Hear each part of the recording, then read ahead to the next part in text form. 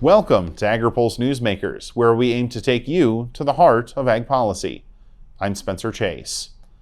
Our guest this week is Ted McKinney, CEO of the National Association of State Departments of Agriculture and a former USDA undersecretary during the Trump administration. But first, here's this week's headlines. Russian forces launched an invasion of Ukraine this week.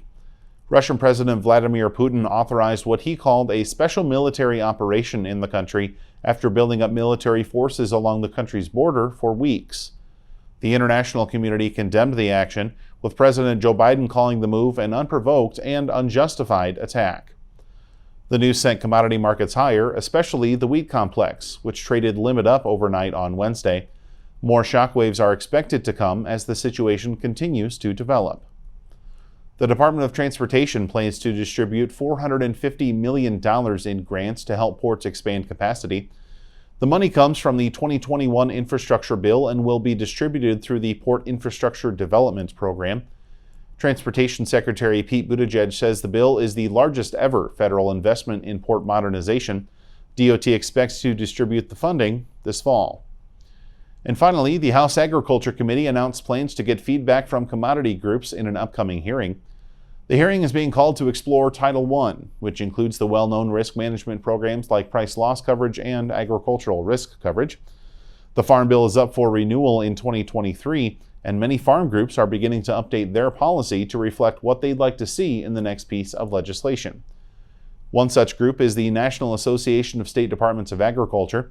The leaders of the nation's state ag departments gathered recently, and CEO Ted McKinney says the Farm Bill was top of mind. 2 or 3 months ago, we came out with 10 what we call Tier 1 policy items, and the 10 elements of the Farm Bill are very much at the fore of those 10 Tier 1 policy items. So right at the top, Spencer, right at the top is where it ranks. So just kind of zooming out before we talk specific priorities, I know a lot of folks are very familiar with some of these specific USDA programs, but might not exactly be familiar with the role some state departments of agriculture have in facilitating them. Can you kind of color between the lines for us on that and tell us, inform us where do state ag departments fit into the Farm Bill picture? Sure. Well, at minimum, state departments of ag would be cooperators. It may be loose and informal, and in many cases, we are co-regulators. USDA, in some cases FDA, in some cases EPA, hand programs or elements of programs to our state departments of ag, who then implement it. And we love it, and I think they're finding, it's not easy, but I think they're finding that it's good because we're the closest to the customer. We know the crops, we know the people, and we're just as interested in them as at fulfilling the legislation, the regulations. So co-regulators would be one word, partners would be another word, and it all fits the same category. We'll be right back with more from McKinney, including his thoughts on what NASDA would like to see on hemp, nutrition, and more in the upcoming Farm Bill. Farm Credit supports rural communities and agriculture with reliable, consistent credit and financial services in good times and bad. We provide loans to farmers and ranchers, farmer-owned cooperatives, rural homebuyers, agribusinesses, and rural infrastructure providers. As cooperatives, we're locally owned and governed. We help agricultural producers feed the world. For America's farmers, Farm Credit supporting rural communities and agriculture. Learn more today.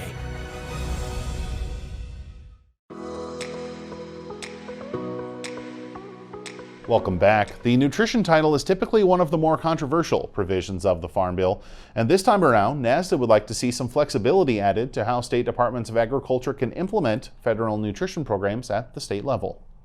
Well, we want to work with them in a spirit of great cooperation, and we know they have issues and desires, probably a variety of them depending on the party. But in many cases, our departments deliver those. Not all, but many of them deliver those nutrition programs. So it only seems logical that they would ask, how does it work? If we want to do X, how do you interpret that? How do you roll that out? So this is the spirit in which we are looking. Now, we also want to make sure that to the degree we have local farm to school, local farm to food bank, local farm to whatever type programs, you want to take advantage of whatever you produce in said state or said commonwealth. And so it's really just tailoring their wishes at a macro level to our state wishes and needs at a more local level. And when they're open to the ideas, it works pretty well. When they're not, there's tension. But I think overall there's a great opportunity to deliver some good things for the people of the country. One of the other areas that NASDA has identified as a priority is increasing funding for agricultural research. This is a long-standing priority that I'm sure you remember from your days as a state ag director and as a member of NASDA as opposed to a staffer. But the fact that this has been such a long-running push on the part of NASDA and others, what does it take politically to get ag research funding where it needs to be? Well, I hope that we're seeing it now. I don't blame everything on COVID, but I think COVID has shown some breaks in the fissures in the whole system. Having come from the private sector, where I know there's been a lot of success in research and development and delivery of products, I know there's a lot coming from the private sector, and we should celebrate that, check that box in ink, if you will. But we're seeing a continuing diminished provision of funding to universities. Buildings and labs are getting older and aging. Equipment may not be keeping up with the modern technologies that are being introduced by whomever. Some of the basic research, not the applied research that private sector, private companies might bring. So the thought is we need to revisit that. Furthermore, we're now not number one. We're like number 4 or 5 in the world in the dedication of those research dollars for new discoveries. So where do these dollars come from, though? Because the Farm Bill is, as much as folks would like it to be, it's not an unlimited pot of money. That's correct. Is this something that needs to be borrowed from other titles? Does new money need to be brought into the legislation to make this happen? Your thoughts? It could be one or more of the above. There seems to be a discovery of lots of new money these days, and so if it's net new money, then maybe some portion of that. I don't want to get into the rob Peter to pay Paul, because I respect that we have a pretty good farm bill from 2018, and I think a lot of people see it as a pretty good one that you may want to start as a base. So it's mostly just bringing some basic research up at the university or other levels and sort of match the challenge that's in front of us. Mm-hmm. Another area where state ag departments do so much regulation per the 2018 Farm Bill is in the area of hemp. Yes. And also some policy from NASDA on hemp, specifically looking to increase that THC threshold from the current 0.3% to 1%. In the grand scheme of things, why is 0.7% such a big increase, such a big ask? Yeah. Well, I would say in the broader sense, we see hemp as just a new crop that is an opportunity for many farmers. I'll give you my own example in Indiana. Up in northwest Indiana, near Chicago, hemp grows wild in the ditches. And it comes from the time around World War II when hemp was pervasive. It was grown commercially. So we want to get people past this image that, oh, it's marijuana. We're not into marijuana as State Department's VAG. No, we cleave that off. Hemp is hemp, marijuana is marijuana, and the two shall not meet in our view. So we think there's opportunities for the fiber, in some cases the oil, and beyond, whether it's for animal feed or for human needs of different sorts. So this is what we want to get straight and cleave those separately and maybe provide an opportunity, because the demand is out there, and right now it's a bit of the woolly wild west that we better get to organize. Otherwise we're going to see some disruptions in bringing the whole product along. But does increasing the THC threshold get you past the Wild West period, do you think? I would say it might, but it's going to have to take some strict regulations. Goodness, that crowd is kind of a different, you give an inch, they want to take a mile in some cases. And that's why we want to cleave and separate cannabis, marijuana, from hemp for fiber or for the oils or other things. So it can help, but it's not the only answer, Spencer. Recognizing that the Farm Bill coming up is going to be such a big issue, but right now I want to borrow on your experience as a trade undersecretary during the Trump administration. We're seeing right now an unfolding situation in Ukraine with a Russian military invasion there.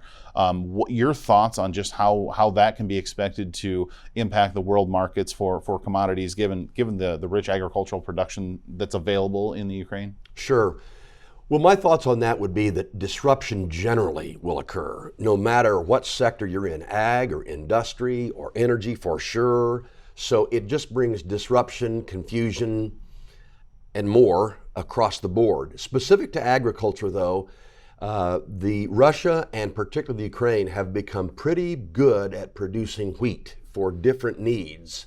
And so, well, I think you had an article in one of your newsletters this morning where disruption in the wheat market, varying prices, rising prices in one sector, lowering prices in another will likely be disruption. I also found it fascinating that President Bolsonaro from Brazil went to visit with Putin and laid out his support. Well, we just got access to Brazil with our wheat after a 10-year hiatus.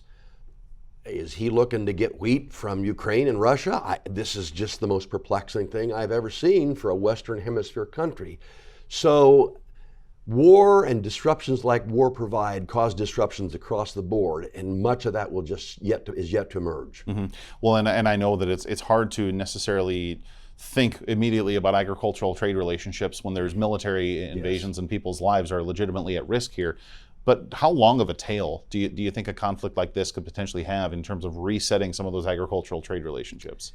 Well, it depends on what position different countries take. For sure, if they remain neutral or aligned more to a Western culture like the U.S., it can enhance things. Likewise, if they take a position aligned with Mr. Putin, it can be a long tail and a very long pathway back. This is one of the reasons I think the Secretary is very interested in getting my successor named, and all of us in industry want to get that successor and my buddy Greg Dowd's successor at USTR named, because Spencer, more than half the battle is just showing up. And now that we're getting out from under COVID, showing up is what we can do, and it can make such a difference. If you're not showing up, somebody else is. So we've got to get that going. And I think particularly now when alliances are being formed up. Ted, thanks for joining us. Thank you, Spencer. We'll be right back to hear from this week's panel, but first, our Hannah Pegel takes a look at some key figures from the Department of Agriculture's Ag Outlook Forum in this week's Ag by the Numbers. USDA economists are providing a bullish outlook for most of U.S. agriculture this year, although the Russian invasion of Ukraine has provided some fresh uncertainty. Ag exports are expected to reach a record $183.5 billion for fiscal 2022, while prices for most major commodities are expected to remain relatively strong due to solid demand. USDA Chief Economist Seth Meyer said at the department's Ag Outlook Forum that spring weather is going to be especially critical this year to commodity markets, given what he calls the tightness of markets. USDA expects farmers to plant 92 million acres of corn this spring, which would be a slight decline from last year. Some 88 million acres of soybeans are expected to be planted, up slightly from just over 87 million acres last year. Wheat plantings are pegged at 48 million acres, also a modest increase from last year. Growers are expected to plant significantly more cotton this year, about 12.7 million acres. That would be a 13% increase from 2021. As for prices, USDA is forecasting corn will be sold for an average $5 a bushel this year, a decline of 8% from last year. But that's still well above the level we were seeing prior to the turnaround in markets in 2020. The 2022 soybean crop is expected to be worth $12.75 a bushel, down slightly from the average 2021 price of $13. For Agri-Pulse, I'm Hannah Pegel. Farmers are always there for each other. We shed tears together, we celebrate together, but we also grow together. Farm Bureau is the largest general farm organization in the country. We have the farmers' back. If you're a farmer and you're not a member, we would welcome you into our Farm Bureau family. And if you want to know more about agriculture, come be part of this great family.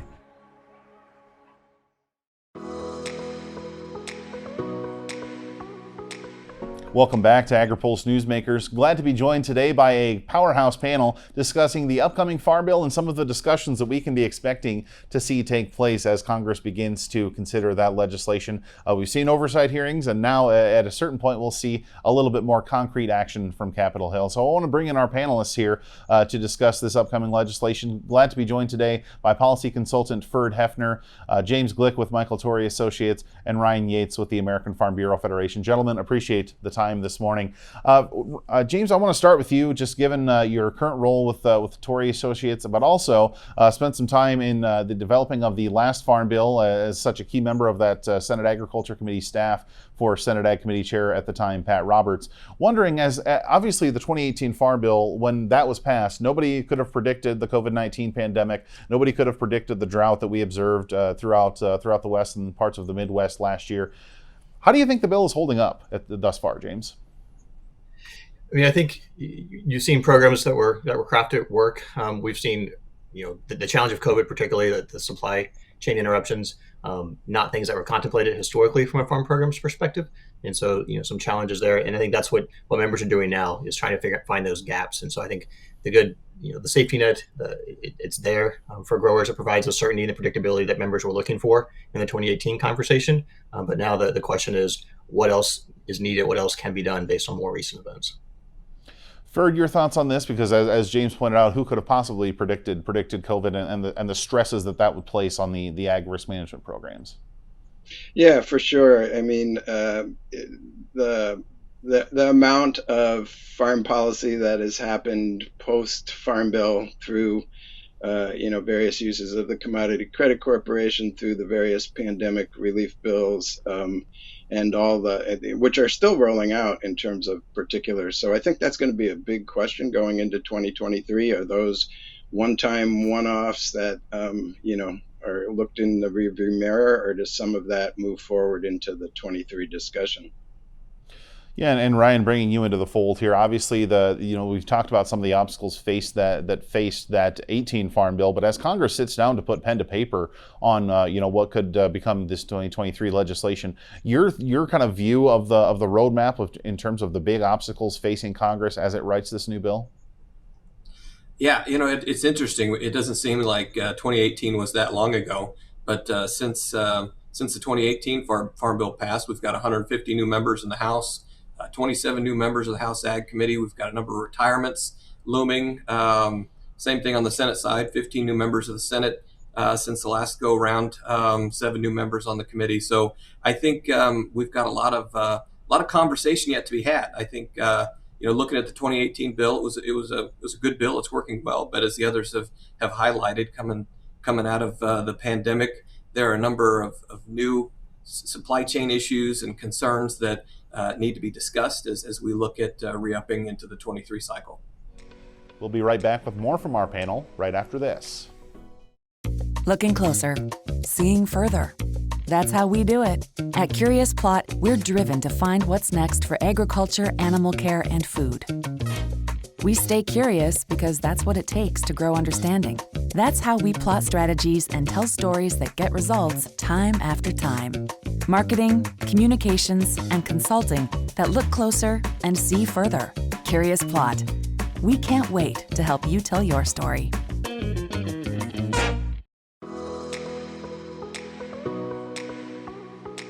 Welcome back. The upcoming midterm elections are sure to have ramifications across Capitol Hill and in many different areas of policy. But for farm policy, our experts say the Farm Bill will remain the Farm Bill. Well, the great news is we've got really good leaders in all 4 corners of the Ag Committees, from Chairman Scott and Ranking Member Thompson to Chairwoman Stabenow and Ranking Member Bozeman. Whatever happens in the November elections, we've got strength in all of those 4 corners, no matter who holds the gavel moving into the next Congress. So we're committed to working with each of those 4 and their teams in making sure that the questions need to get asked are asked, and we can move forward with the 23 Farm Bill that's going to meet the needs of evolving American agricultural system. Mm-hmm. James, your thoughts on the possibilities of the midterm elections maybe changing the possible face, the possible focus of the upcoming Farm Bill? I think that the overall topics will probably be similar, but it'll depending on what happens in November, you'll see it as Ryan mentioned a number of new members, both on the committees and in Congress as a whole. And I think anytime you have new folks to educate, both on the intricacies of foreign policy, but also very quickly, that the bill expires in that first year of a new Congress. And so I do think the new faces you'll see, not so much at the helm, although it's worth noting right now you've got 4 very seasoned kind of chair and ranking members, but 3 of them new to that top spot on their teams. And so I think it's there's a lot of experience to pull from, but there will be a lot of new faces and new staff.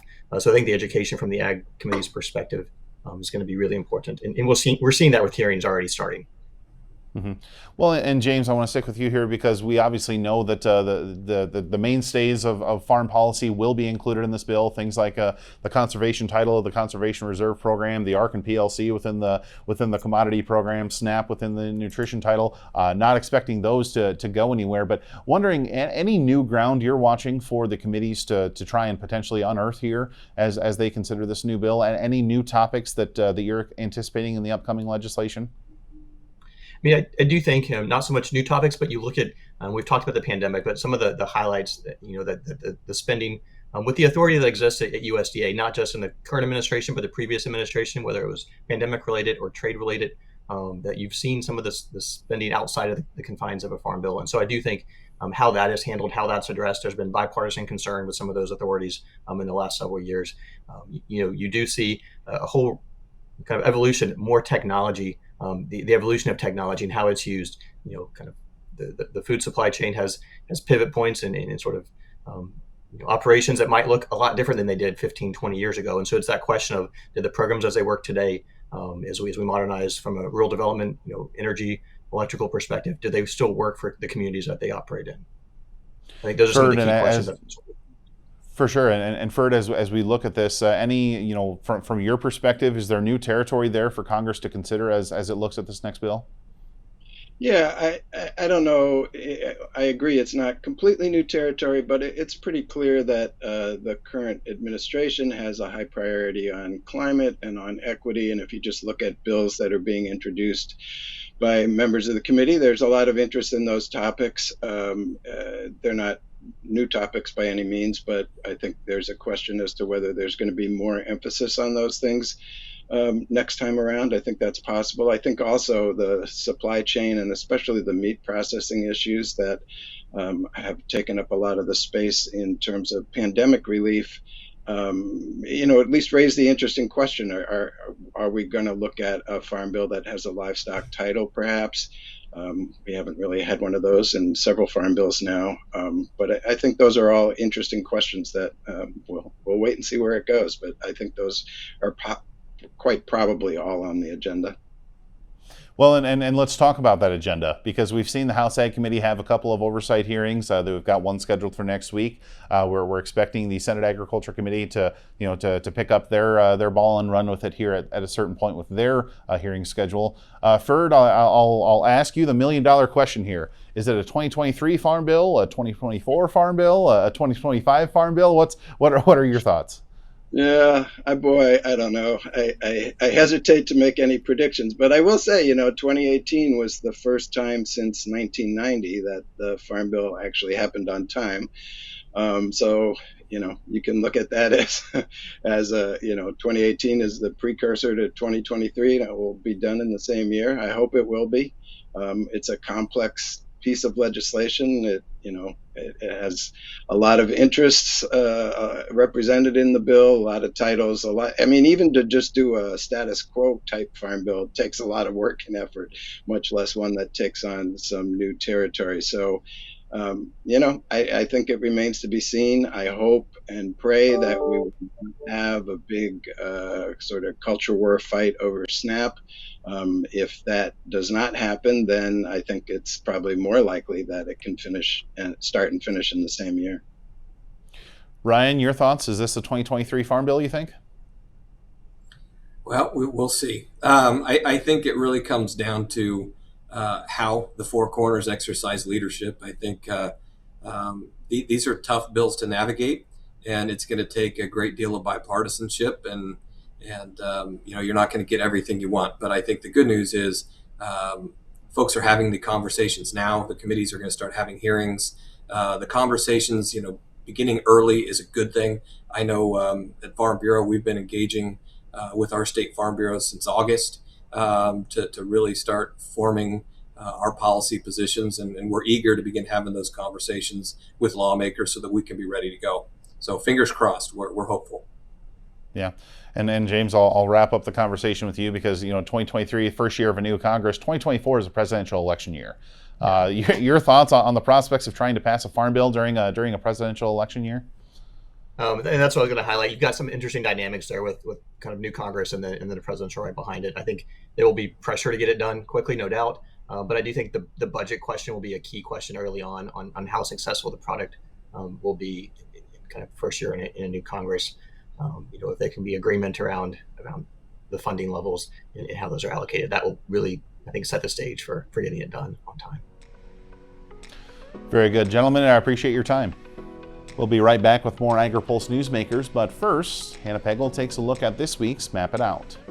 Beef producers and the Biden administration have a shared goal of increasing the nation's processing capacity.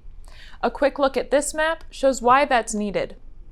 There may be packing plants across the country, but many of the largest facilities are located right along this corridor of the Texas Panhandle all the way up to eastern Nebraska. A lot of the nation's largest feedlots are right along that same path. But when the COVID-19 pandemic hit, a few plants going offline meant big percentages of the nation's processing capacity went offline as well. Now the administration and many farm groups are pushing for a more diversified beef supply chain.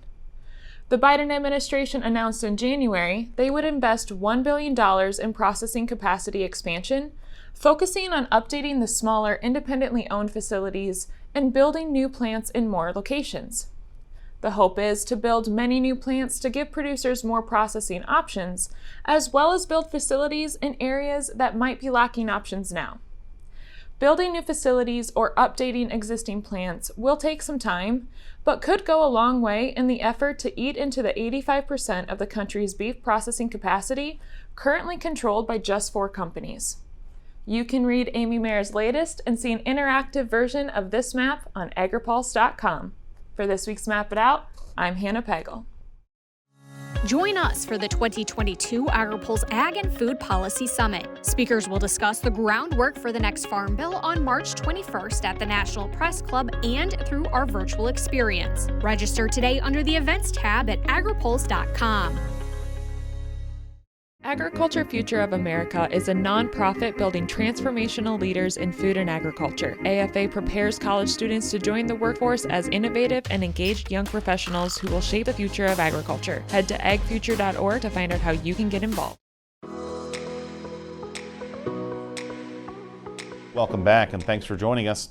Before we let you go, here's what's on the horizon next week. President Joe Biden is set to deliver his State of the Union address to Congress. His remarks will come as the administration faces a Russian invasion in Ukraine and frustrations at home that could lead to protests in Washington on the day of his speech. Also on Capitol Hill, the House Ag Committee looks to continue its study of the current Farm Bill with a Tuesday hearing to get commodity group perspectives on the legislation. Members of the National Farmers Union will gather for their annual convention that wraps up Tuesday in Denver.